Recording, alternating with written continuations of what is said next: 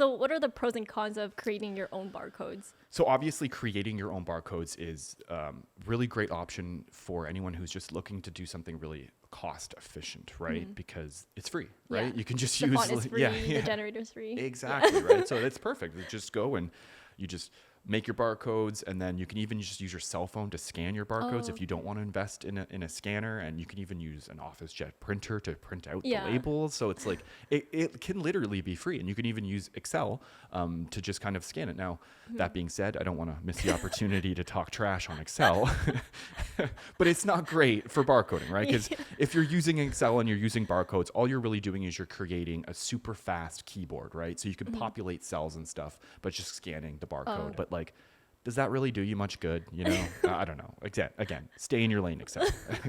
The cons, I guess, would be that no one will actually recognize your barcodes outside of your industry, right? So they're not going to get any information. There's no authenticity attached, right? So if no one really know that those products are coming from you, if you're just using external barcodes.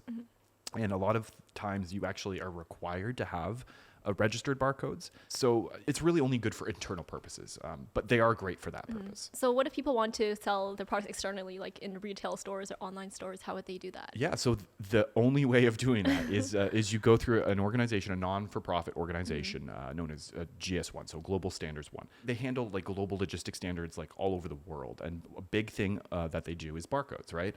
And they've been around for as long as the barcode has been around. Before they were GS1, they were known as the Universal Product Council, and it later became known as GS1.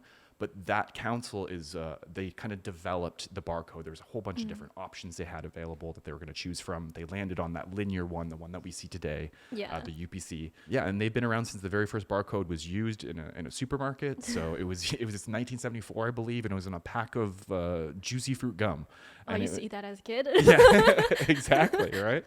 So, I mean, what better way to start off than with juicy fruit? It's so iconic, right? So, yeah, that was the very first barcode that was scanned, and they were around since then, and they're still around. And you essentially you go to GS1 and you purchase barcodes. Now, I'll say that you're actually not purchasing the barcode, right? What you're actually purchasing is the code. And what the barcode, comes with a barcode. So they'll embed it in either a UPC, which is Universal Product Code, that's used in North America and other places, mainly North America. And there's the EAN, the European Article Number, and that's of course used in Europe mostly. And you can get your GTIN, which is a global. What does that stand for? Yeah, it's a global trade item number. And it's a universally recognized number. So when you get a barcode through GS1, that GTIN, anyone can scan that barcode and they'll be able to have it linked to a global database that's registered through GS1. So everyone will know that that product belongs to you, your organization. You'll have that authenticity. So it'll fight like counterfeiters and stuff like that.